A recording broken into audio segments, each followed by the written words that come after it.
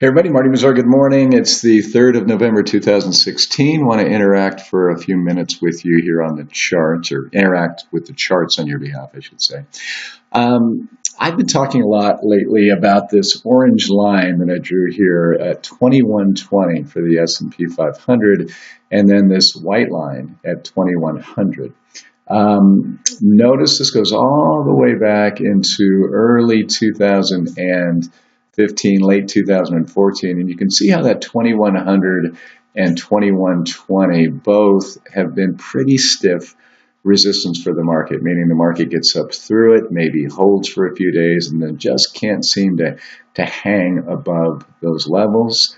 Happened pretty much all through last year. We did get to barely inched up to an all-time high last May, and then came down, gave up the ghost in later 2015, late summer, early fall. And then we had the Fed raise interest rates. We talked about this the other day in last December. Had the worst start to a year in history so far this year. And here we sit today.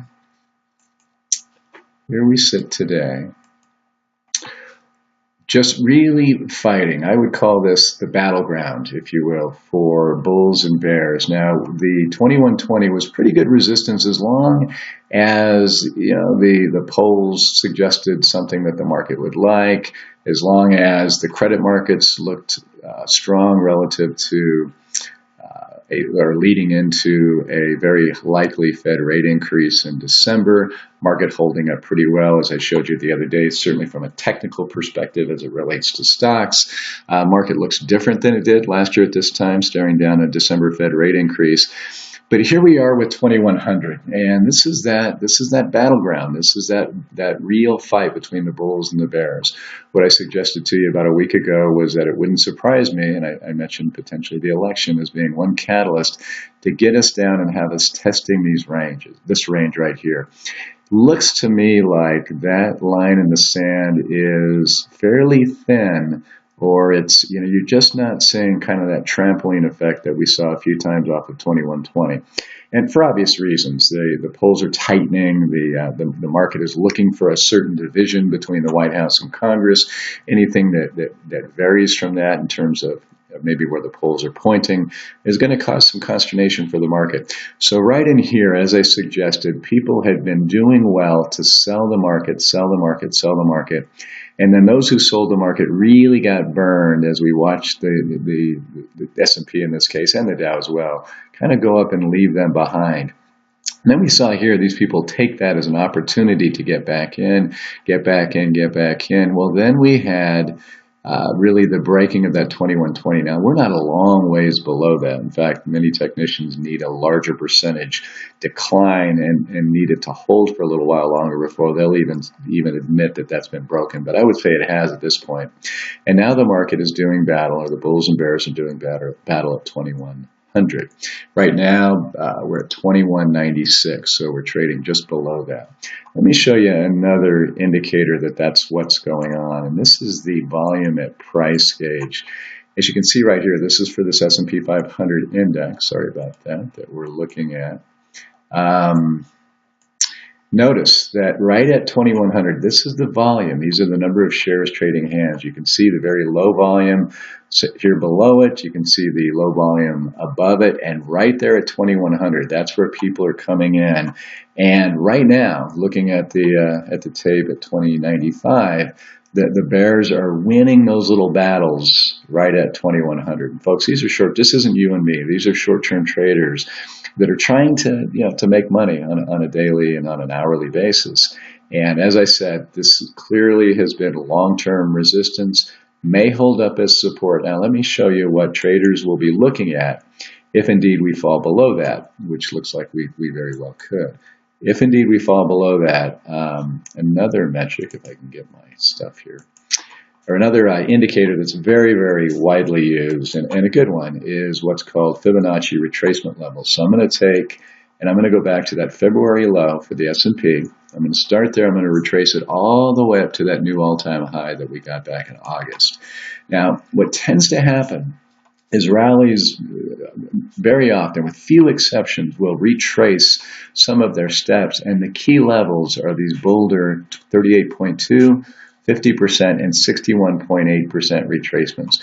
Right now, usually the less solid 23.6 is right above that 2100, and that seems to be what's holding up. So traders are definitely, I'll say it again and use my battle jargon. They're doing battle. This is a battleground right in there. If indeed the bears win and the bulls concede this level, then we're going to go down and I think look very, very strongly at that 38.2. That's generally a pretty strong line of support. And you can see back in here, ironically, that happens to be a level right where the market had found support in the past. So if we break through that, or if we get down to there, look for a lot of shares changing hands there. And that on-price volume chart would really spike up right around 2150 is what I would say. If we break below that, then we've got the Brexit low, and that's it closed right at that 50% retracement. And that, I think, would be also, and I'm going to just call it 2,000 on the S&P, would be a very important level as well. So, folks, these are people who wield tremendous amounts of money and trade the market on a short-term basis. Some of them are driven by algorithms. A lot of institutional investors as well as individuals are paying very, very close attention to these levels. So we'll see things happen in here. If we get some news while we're really fighting it out at this level, that is somewhat bullish for the market. This morning, I haven't had a chance to really look at all of the information, but apparently a high court ruling in Britain calls Brexit into question. I think we probably got a little bounce off of that earlier. I know the British pound did, but stuff like that could embolden the bulls and have them coming in force and supporting that 2100 level.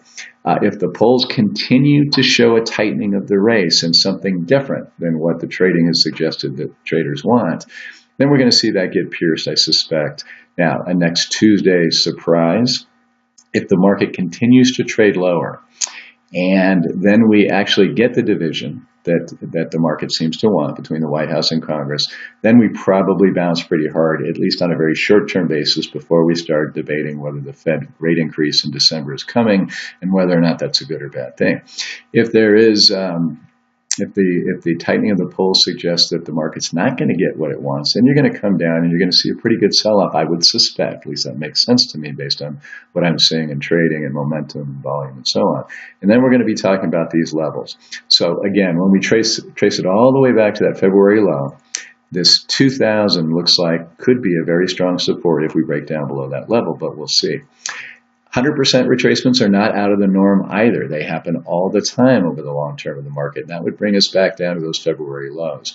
Now, if we take a look at the Brexit low and we start there and make that our starting point, then you can see that the market is indeed right at that 50% retracement level. So now when we look at a shorter term or the nearest term rally, suddenly right where we are, 2092, let's call it 2090, is that 50% support level, which could be a very, very stubborn area for the bulls to let go of. So, folks, once again, this is not stuff that is really going to guide our allocation of your money, you clients who are watching and listening. Now, this kind of dialogue is instructive to our clients, and it does help you understand that when the market does things that it just doesn't make sense, either it falls through a level, like for example, if we break through that 50% level and don't hold it, then the market, without any news, is just going to drop right back down to some other level and stabilize. And you might be wondering why. Well, it's because people are paying very close attention to some of these indicators that I'm showing you on the charts. And they're making decisions based solely on where those lines are drawn. Thank you, folks, as always, for watching and listening. Lots more to come over the next few days. And I'll report to you as it develops. Take care.